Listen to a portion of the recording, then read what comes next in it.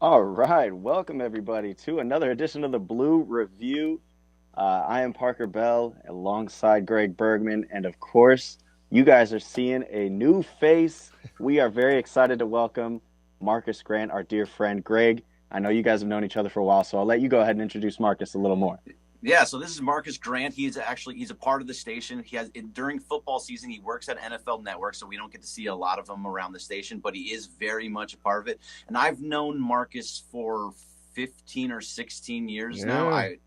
We were worked together in Sporting News Radio back in 2008, 2009, and have just stayed in touch throughout that time. So what's going on, Marcus? Welcome. I'm good to be here, man. I know that you had talked to me about maybe jumping on here every once in a while. I love the opportunity. Always like to think blue, so I'm happy to be here, be part of the crew for a little bit. Yeah, it's going to be great because Marcus is legitimately a Dodger fan. So it's nice to have somebody that I'm going to talk to. I know, Parker, I love you, buddy. You're an Angel fan. You're becoming a Dodger fan. That's cool. But Marcus is legitimately a Dodger fan that we have conversations about the Dodgers. I thought he'd be a great addition when he's available, of course. Of course. And Greg, I love this team, so I'm just as excited as everyone going into this year. But before you're allowed to be honest, Parker. Who is your favorite team?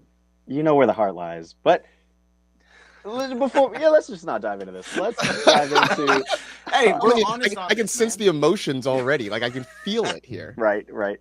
But before we get into anything, guys, let's dive into our dear friends at LAX because, of course, Blue Review is sponsored by LAX and is presented by LAX. So at Los Angeles International Airport, changes are arriving daily. Opportunities to reduce traffic, save guest time, and transform the travel experience are happening now. So to find out more, you can go ahead to flylax.com/transforminglax. That's flylax.com/transforminglax. So let's get into this, guys. Let's talk some Dodgers. Forget about my hometown team. And we're also obviously on YouTube, so please throw up all of your questions that you have about the Dodgers in the chat. We will be reading them as if I see them, if Parker sees them. I don't know if Marcus is looking at it, but if he's seeing it, we will just randomly throw them in there. So what you got, Parker? Where are we starting off today?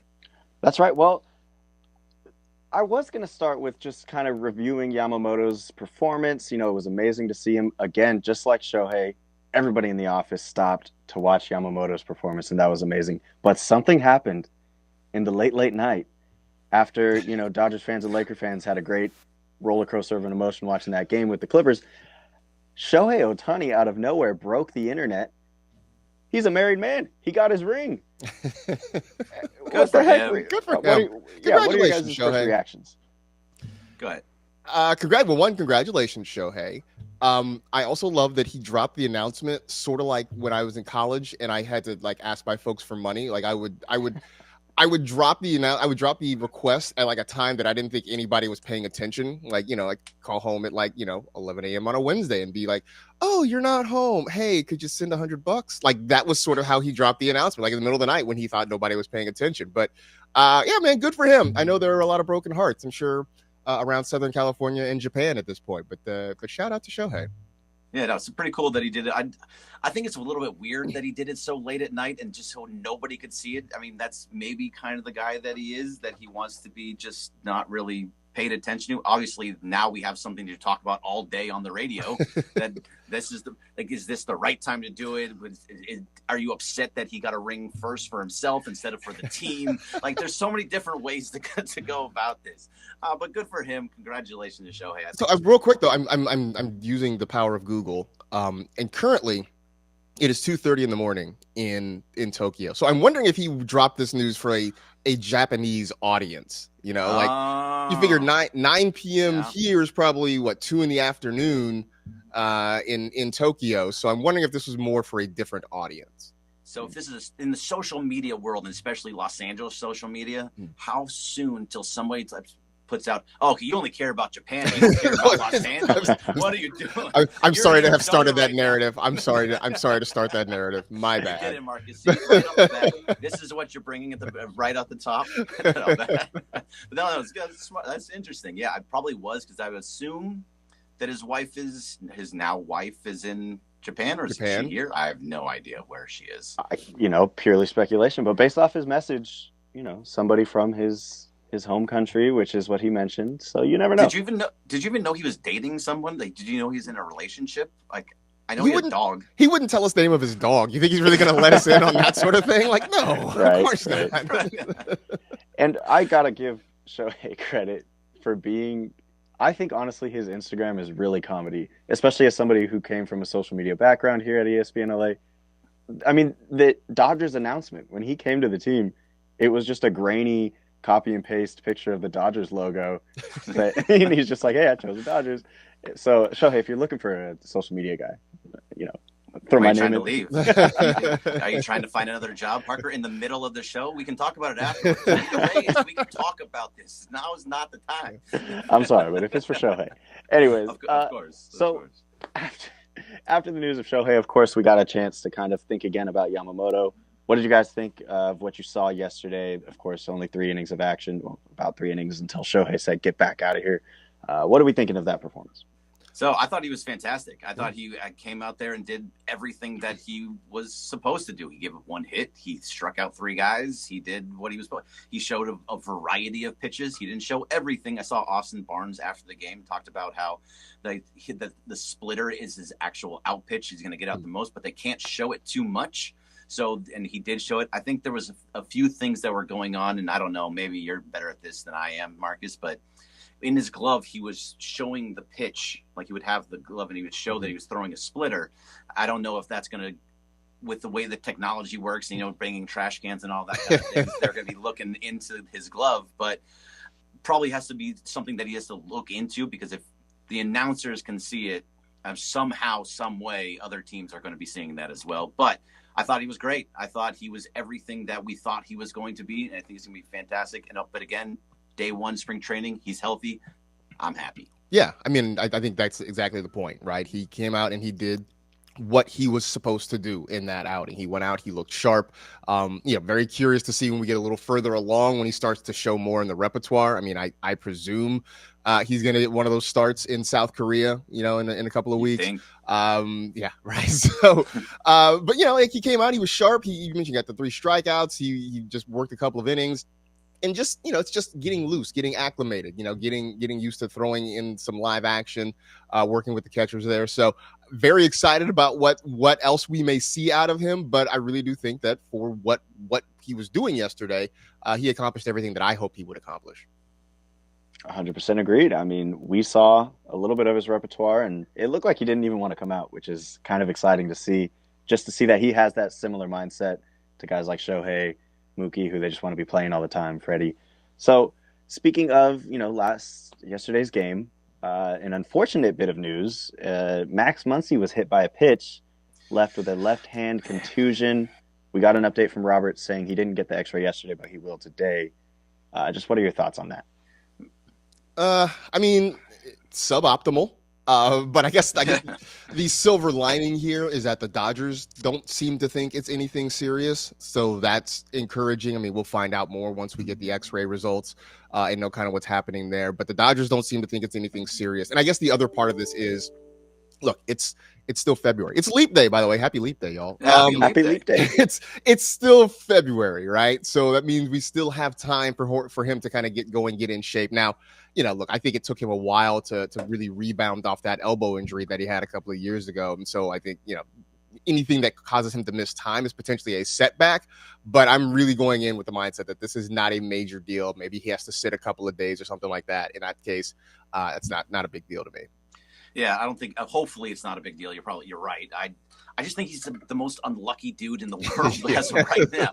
Like getting hit in the hand, and you have to get an X-ray. It's like right in just the beginning of spring training. Just stay healthy, man. It's not even things that are his fault. It's not like he's running and hamstring pops or knock on wood. Like something happens he's getting hit by somebody else.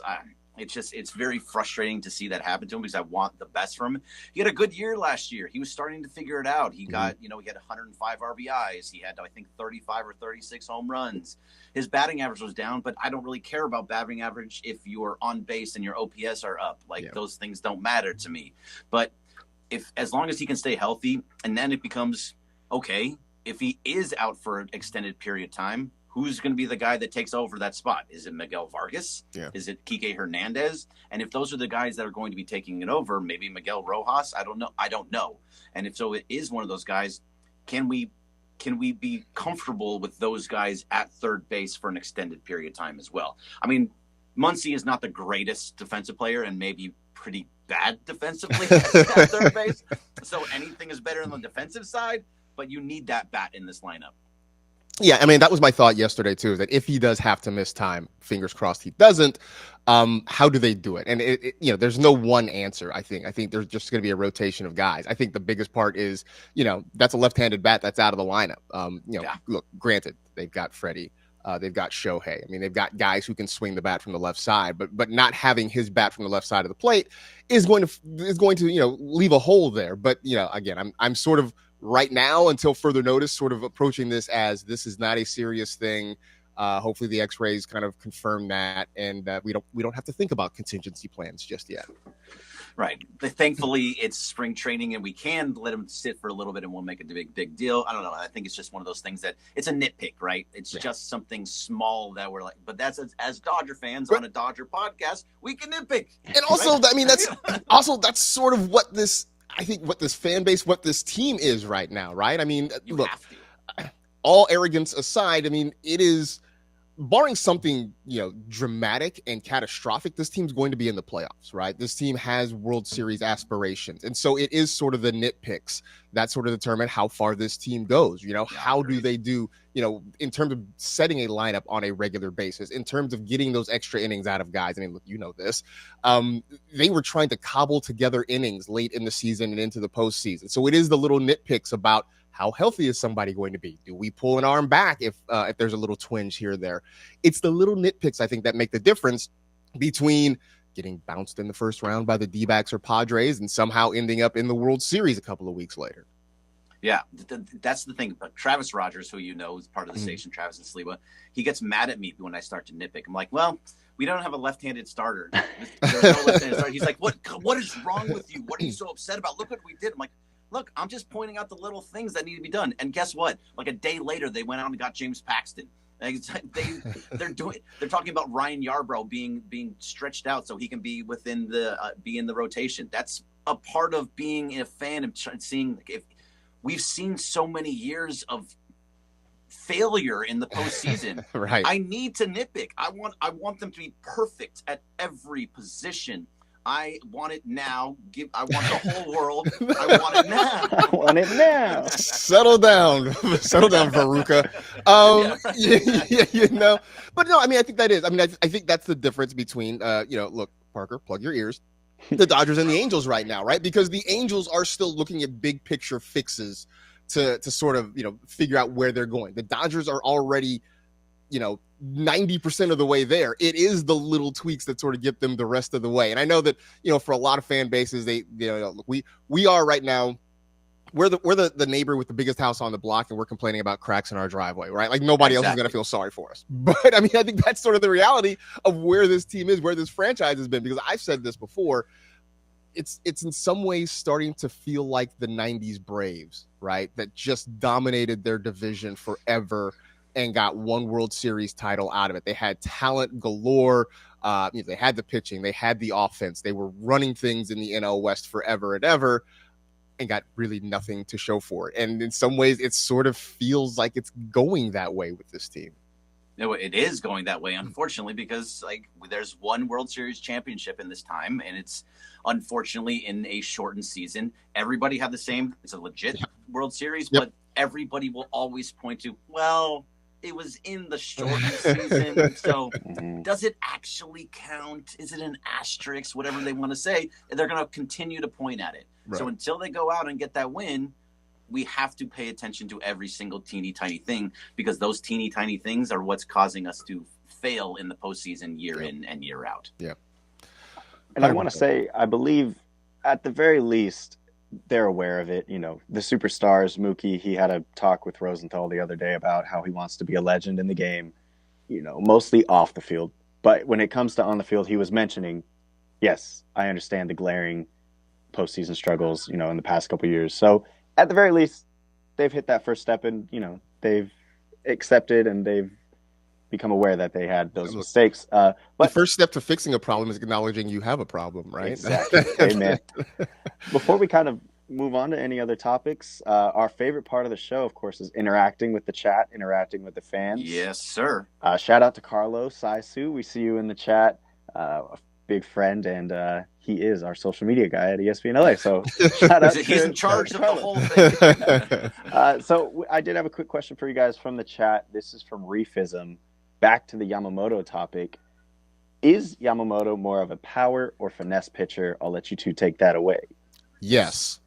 that was exactly what I was going to say, because like we're still trying to figure it out, right? Like, he has finesse pitches, he has power pitches. We don't know exactly if he lands in one category, and that's one of the things that's really great about the Dodgers is the positionality, and he is somebody that can do all of it. It seems like. Am I off on that? No, I don't think you're off on that at all. I mean, look, the fact that he touched 98, when he was still pitching in Japan, I mean, that shows you that he can be power if he wants. The fact that he's got a really nasty curveball, that he's got a variety of pitches, suggests that, look, on days that maybe he doesn't have command of the fastball, hopefully something else is working and he can sort of work around that. And I think when you talk about, I'm not putting him in the League of Hall of Fame pitchers just yet, but you talk about the guys who are excelling, who are elite. They find different ways to win, right? It's not just, I'm going to sit here and I'm going to throw fastballs by you for 6-7 innings. It's, hey, look, this isn't working. We're going to find some other ways to get it done. I mean, we've seen it with Kershaw at his best, right? Those days where one thing isn't working and he'll figure out another way to get it done. And so I think, look, we have seen a grand total of 2 innings of Yamamoto in a Dodger uniform, right? So I don't think we can make any general, sweeping conclusions about it. But I think just based on the repertoire, based on sort of his track record in Japan, I think there's a case to be made that he can kind of give you a little bit of whatever it takes to get a win on any given day. Yeah, he seems to be one of those. He's a pitcher. He's not a thrower. He's a pitcher. He is finding spots. I saw a stat that, and one of the strikeouts that he had, I think he went from like 95 to 70 to 92 or something. He was just and in different and at different eye levels too. He's finding different eye levels. So it's like if you're doing something like that in your first spring training outing, imagine what he's doing when, to what your point is, one of his 5 or 6 pitches isn't working. He's like, this isn't working. I'm going here. The cutter's not working. All right, we're going to strictly go to the splitter for right now. Maybe we're going to hit a 4-seam fastball now. Right. It's like he just has such a variety. It's going to be really fun to watch him do that, and that's kind of why they gave him that $325 million, 12 years on a team that doesn't do that ever. Right. So it's going to be fun to watch. Yeah, 100%. I'm looking forward to it, man. Like it's funny too because the pitching staff is starting to come into form, right? Because the offense is generally going to be fine. I mean, I was looking the other day. I mean, your top 3 are Mookie Betts, Shohei Ohtani, and Freddie Freeman, right? Like, how scary is that? That's insane. It's unfair. It is unfair, but it's a matter for this team, at least the last couple of years, has been like, how can they get arms ready for getting into September and October? And so, obviously adding Yamamoto.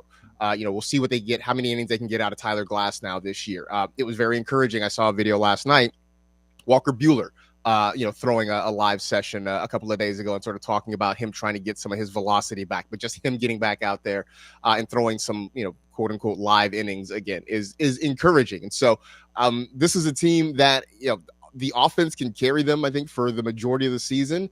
But as long as they can kind of set up the arms to get them ready for that stretch run starting late August into early September and then getting them ready for the postseason, that's when this team gets really, really scary. If we know going into October that they've got a solid 1, 2, and 3 as a starter, and they've got that bullpen all lined up, and it's not a situation where Roberts is literally counting outs from like the second inning on, trying to figure out how to make it work.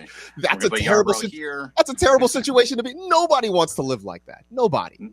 No, you're absolutely right. And that goes into the nitpicking. So, like, is our bullpen now, is that good enough? Do we have a good enough bullpen?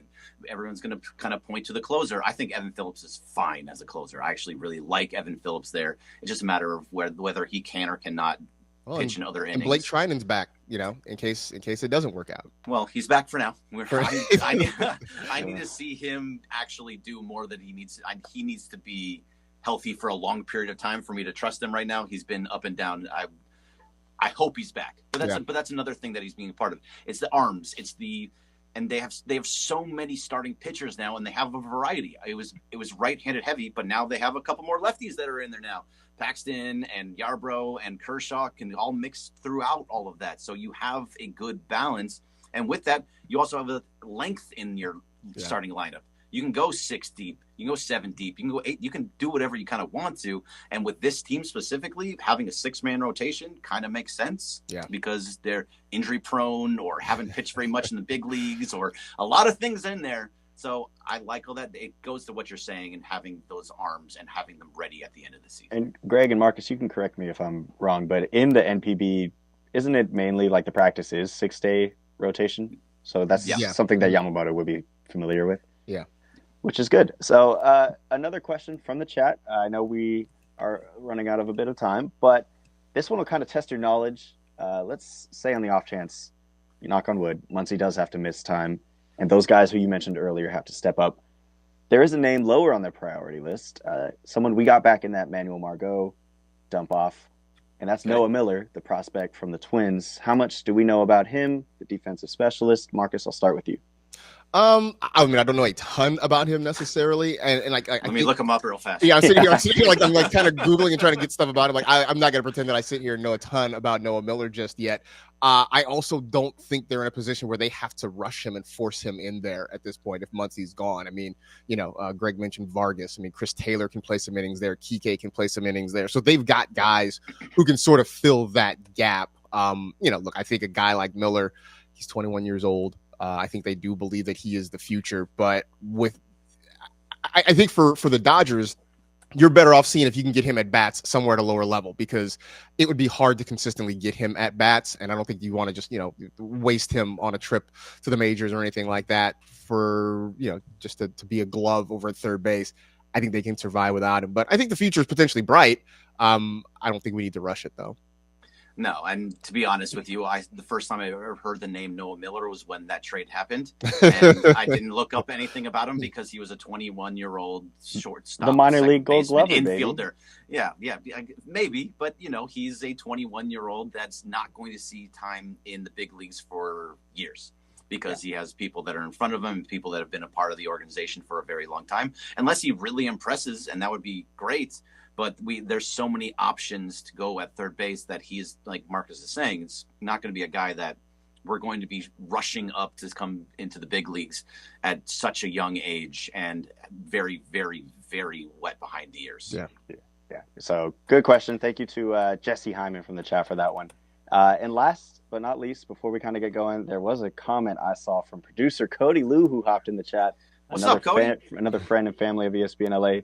He mentions, and you guys don't really have to give your full thoughts, but you can just say whether you like it or don't like it, Dustin May out of the bullpen. He says it'll go crazy. I'll let you go afterward, Marcus, but I love it. That was something that I thought about last year. When he got injured again, it's like, look, I don't know if he can handle, it's now his second Tommy John. He may not be able to handle a full season's load of work. Yeah. So you put him in, he's got closer stuff. That's the way, if he can go out there and can just get ramped up immediately and throw the pitches that he was throwing with this velocity, the movement that he throws, he'd be nasty as a closer. You can take Evan Phillips and put him right back into that fireman role. He would be nasty there. No, 100% on that. No, I'm down with that.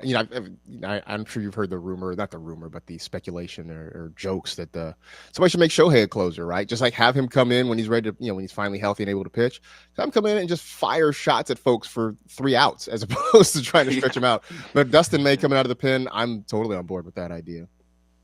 100%. I love it. You got a game for us, Parker? We typically do, but since we're only 2 minutes remaining, I kind of just want to give the floor to Marcus, and I know we'll be having him more often. We'll be having him here on the Blue Review, and I think we might have to have you call into Travis and Sliwa talk Dodgers, because this was fun. I don't want to stop talking Dodgers this morning. I'm totally down to do that every once in a while. No, look, I'm glad to be here. This is a lot of fun. I will definitely be here as much and as often as I can. It's been great. This is a great time of year, right? Because I'm my other gig, I'm working, looking at combine stuff, but over in the corner, I've got the Dodgers on in the corner, right? I'm watching stuff from Camelback or wherever. And this is a really, really fun time of year until, like, somebody for the White Sox wearing number 83 comes to the plate and is playing right field. And I'm like, all right, well, maybe I can go, watch some more Caleb Williams film or something like that. I don't know.